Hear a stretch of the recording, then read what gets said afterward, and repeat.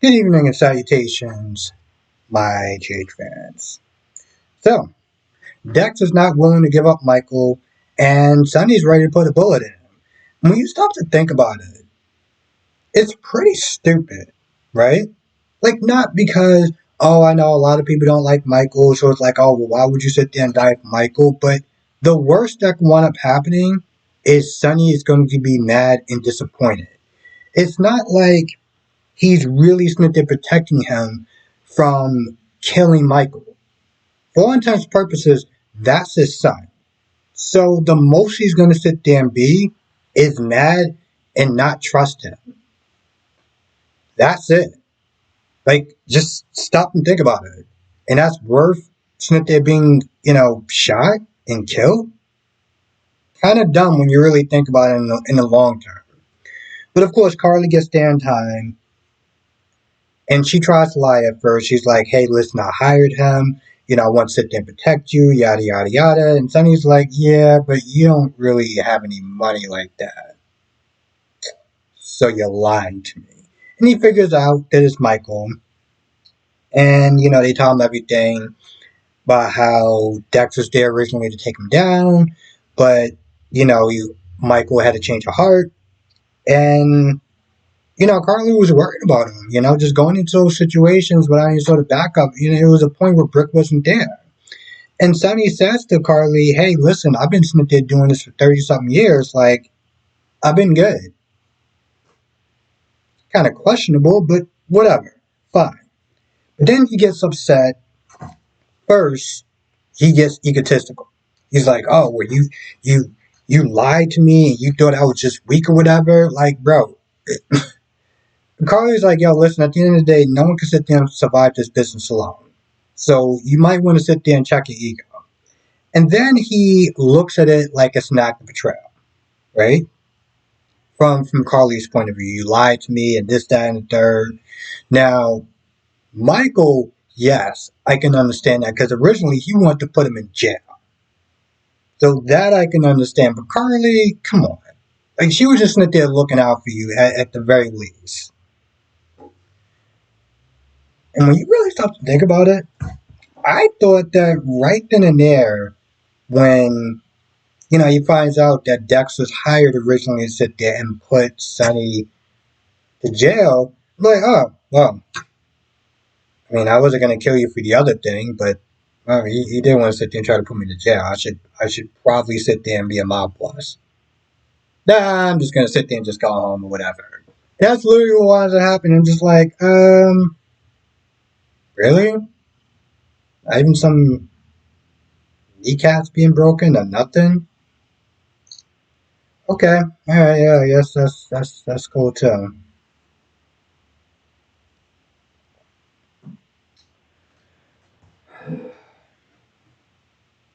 Portia and Portia and Curtis wound up having sex. I got nothing at that point. Yep, got nothing. I mean, he did sit there and say there was more of a mental thing than so much of a physical thing. I don't know how that works as far as if you're disabled and you're still doing that sort of stuff. I don't know, but all I know is that they wound up having love in the afternoon. If anyone actually cared about those two characters at all. Um,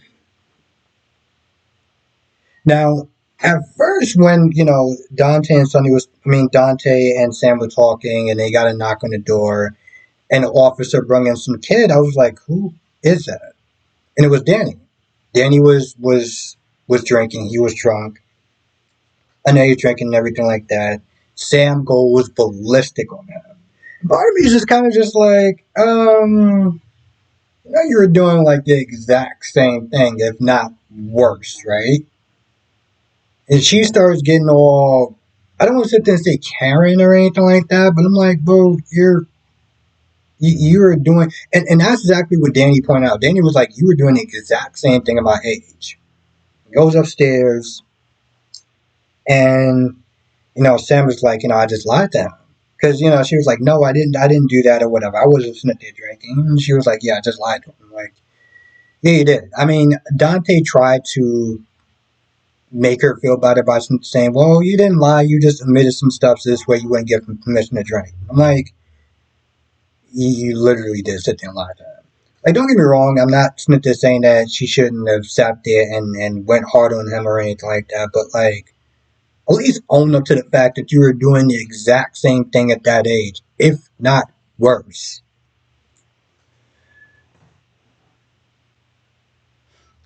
So Lucy's feeling like crap, as she deserves to feel. And, Maxie and Sasha are trying to cheer her up. And they do this whole friendship toasting or whatever. I'm like, yeah, fine. And Cody and Spinelli are heading to the club or whatever. And they see Maxie and everyone. So they go over there. And Lucy starts acting like a damn cock blocker, talking about, no, this is ladies' night or whatever. And, before that, she was all upset, talking about, oh, well, Marty left and he didn't say goodbye to me and blah, blah, blah, blah, blah. I'm like, boo, you did that to yourself. Seriously, let's stop and think about this for a hot minute. Does anyone actually feel bad for Lucy as far as being dumped by Marty? Does anyone? I genuinely want to know, and I don't want to just know yes or no. I want to know why. Because she said something, I think it was yesterday or the day before. I was thinking about it. She was like, I don't deserve happiness. And it's not so much that she doesn't deserve happiness, but she's doing things where she's destroying her own happiness. So I don't want to sit there and be, well, I've been called worse, be a dick and say that she doesn't deserve happiness.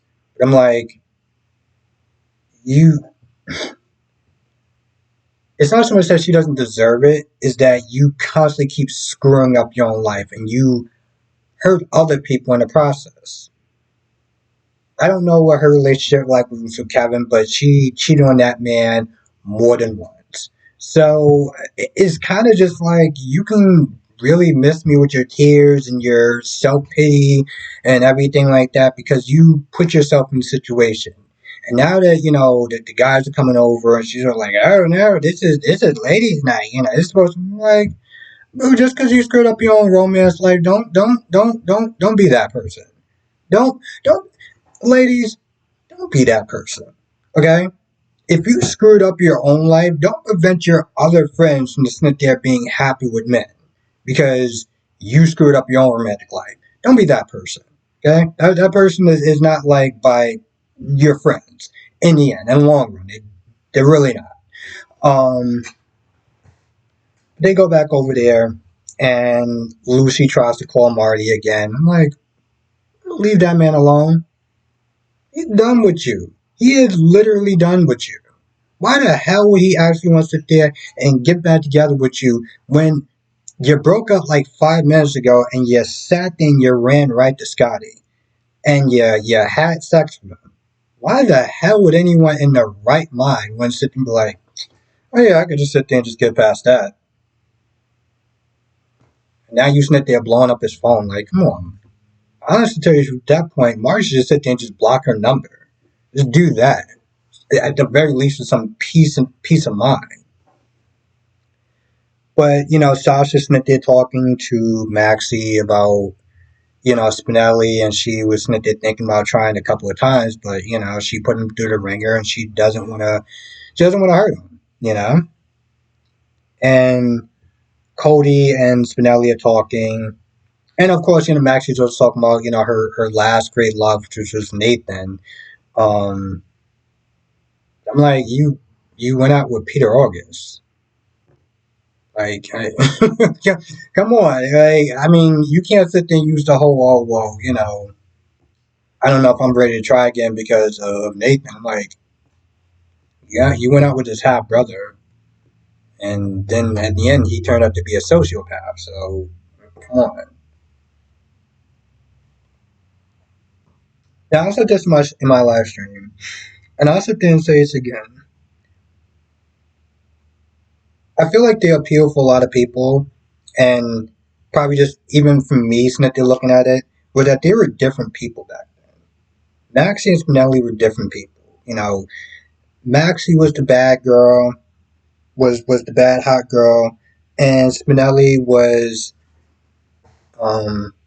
just the shy, geeky type of whatever. And they're different people now, and I just don't know if the appeal for a lot of people just still works for those two. Anyway, at some point,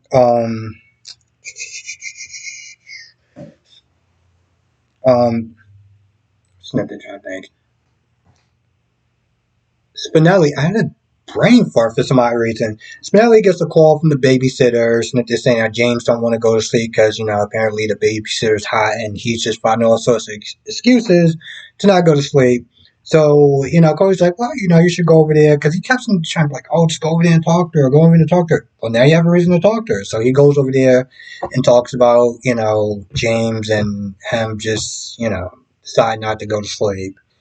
And Sasha kind of blurted out with Cody as far as some sort of romantic feelings with Maxie. And, they kind of talk without talking as far as, Cody being like, hey, listen, so you wouldn't just send Spinelli out there and get his heart broken unless he had a chance with her, right?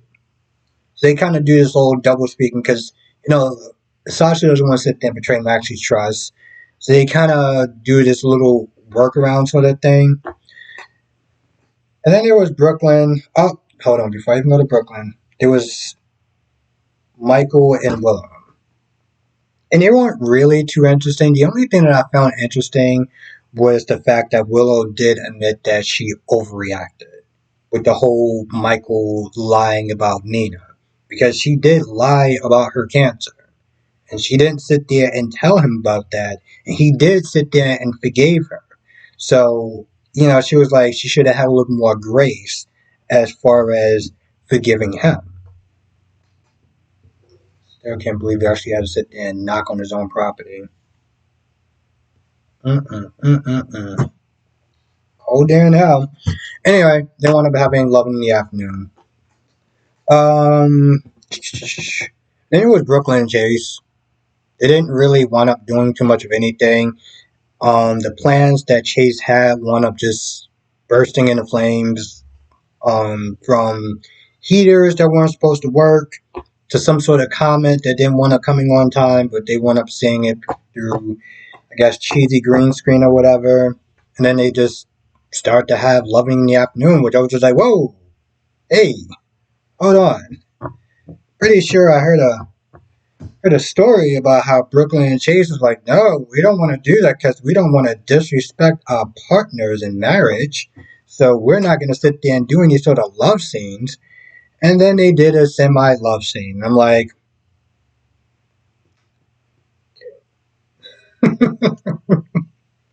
so dumb. I'm sorry. No, I'm not sorry. It's stupid. It's just dumb. It's just dumb. I don't care. It's just stupid. And Michael and Willow, they want to, having love in the afternoon because, well, it's Valentine's Day, and so that's just pretty much how it went.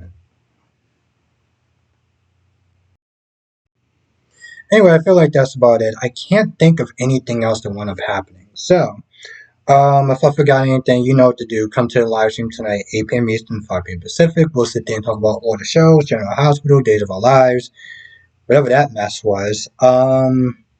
We'll find something to talk about with Days of Our Lives. This episode was bad. I know it's a Valentine's Day episode, but like, Jesus Christ, they could actually put like some sort of an actual story in there. Um, it's really bad when B&B is actually doing better than you that day. And Young and the Restless. And yes, with that being said, I'm going to go. I want to thank you for watching, and I will see you in the next video or live stream.